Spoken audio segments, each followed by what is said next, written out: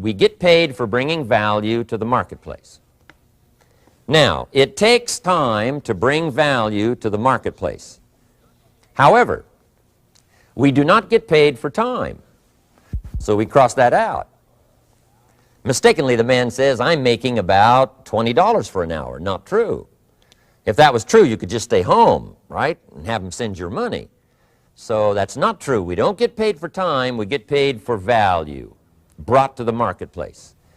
Now, since that's true, here's one of the key questions of my talk to you today. Is it possible to become twice as valuable to the marketplace and make twice as much money in the same time? Is that possible? The answer is yes. Could you become 3 times as valuable as you might be right now to the marketplace and make 3 times as much money in the same time? And the answer is yes. 5 times, 10 times? Of course. America is unique. It's a ladder to climb. It starts down here, let's say, at $5 an hour, and it keeps going up. Top income last year, $80 million. The guy who runs Coca-Cola. Now, that's a heck of a ladder. That's why everybody wants to come here, right? The boat people are not headed for Vietnam. People haven't plotted and schemed for 50 years saying if I could just get to Poland, everything would be okay. Not true. Everybody wants to come to America. And the reason is because we've got the best wind ever blowing in our favor.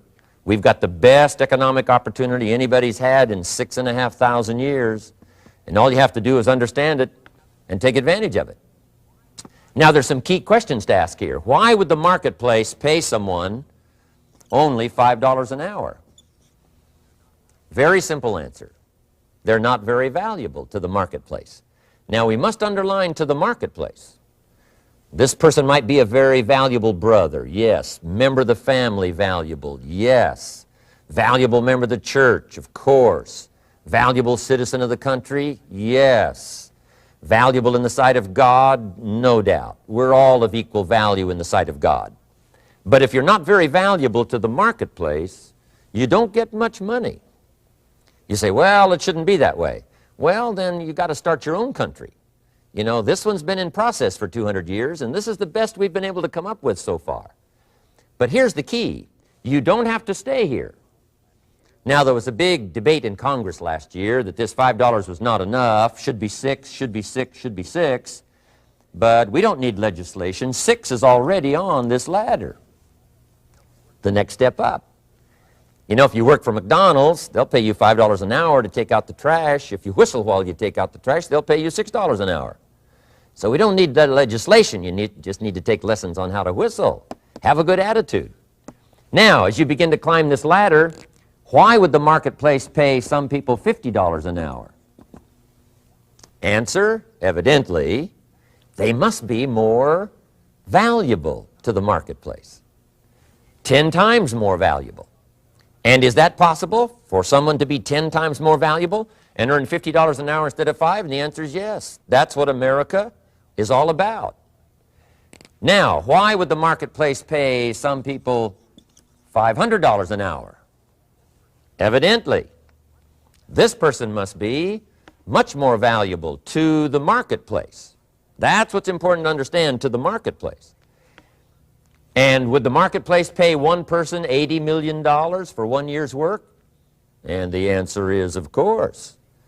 If you helped a company make $1 billion, would they pay you $80 million? I'm telling you, it is possible. And that's why America is so exciting. That's why this financial ladder is so exciting.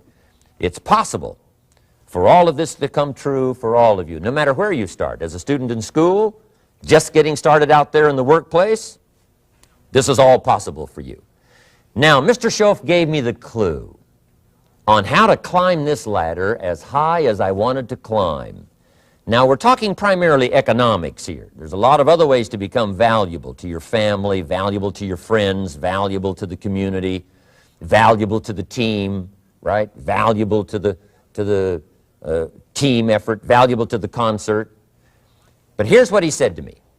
In climbing this ladder economically, all you have to do is work harder on yourself than you do on your job.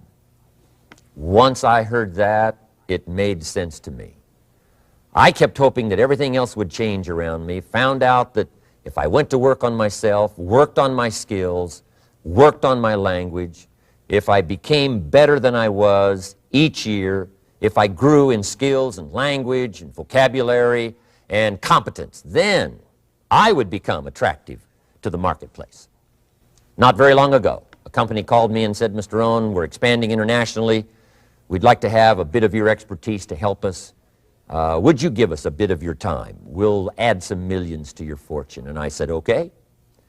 And I thought later, isn't that interesting? They would call me. Then my second thought was, of course they'd call me. Who else would they call? I can get the job done. Now, what a contrast for me, farm boy from Idaho, raised in obscurity, parents of modest means, broke when I was 25.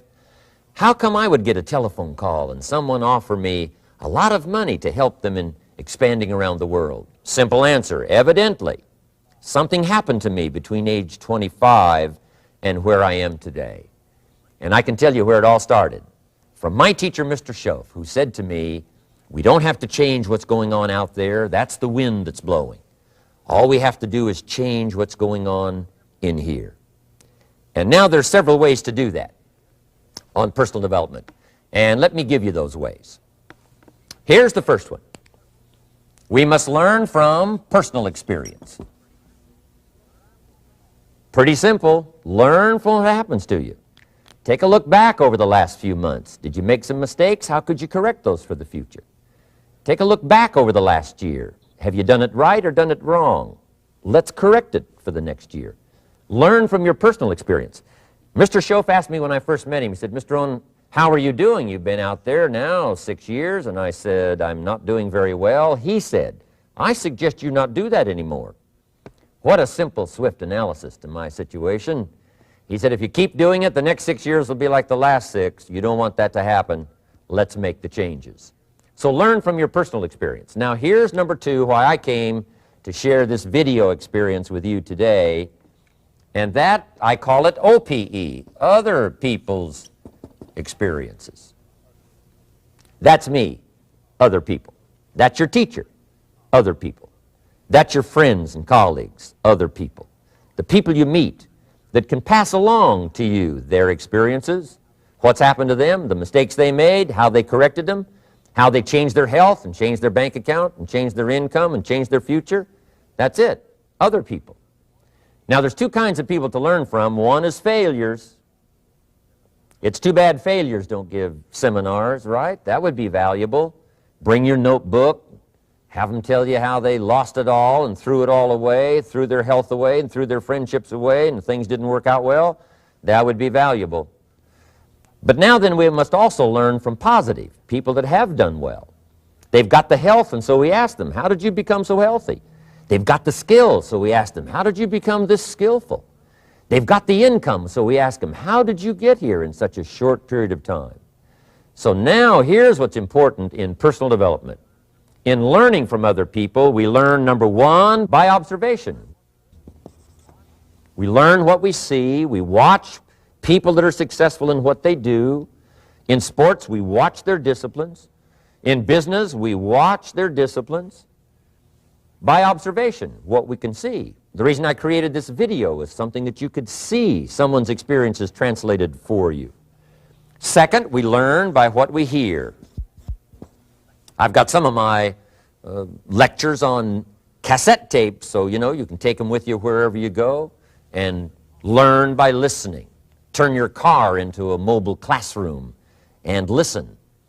And then listen to the sermon on Sunday morning. Listen to the lectures. Listen to the teacher. Listen to someone who's got something good to say. And then number 3 is vitally important on personal development, and that is read all the books you can possibly read in your lifetime. Mr. Schoaf got me started on my library. I've got one of the better libraries. Haven't read everything in it, but I feel smarter just walking in it. My library. At least I was smart enough to buy it. Now I got to be smart enough to read it. And then, of course, I got to be smart enough to decide what's valuable and then do it. But this one is very important. Become a good reader. Some books that helped change my life. Mr. Schoaf recommended, of course, the Bible. And my parents made sure I was a pretty good scholar by the time I was 18. That's been so beneficial for me, drawing from those illustrations.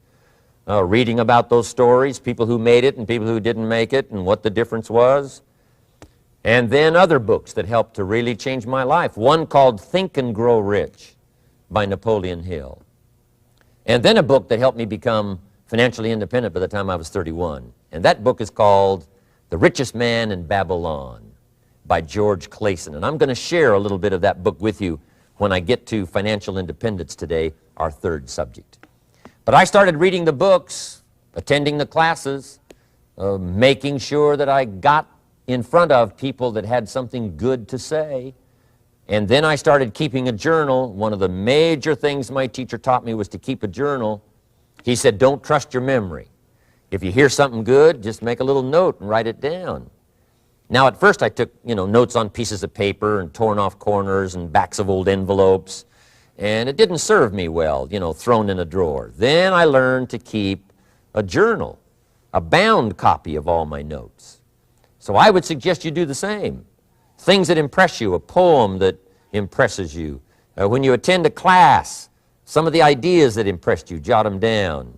You read something in a magazine, right? Some ideas, take those out, put them in your journal. Keep a good journal the rest of your life. This will serve you well. My journals make up a significant portion of my own library. And if you saw my library and saw my journals, I tell you what you'd have to say. This is the library, and these are the journals of a very serious student.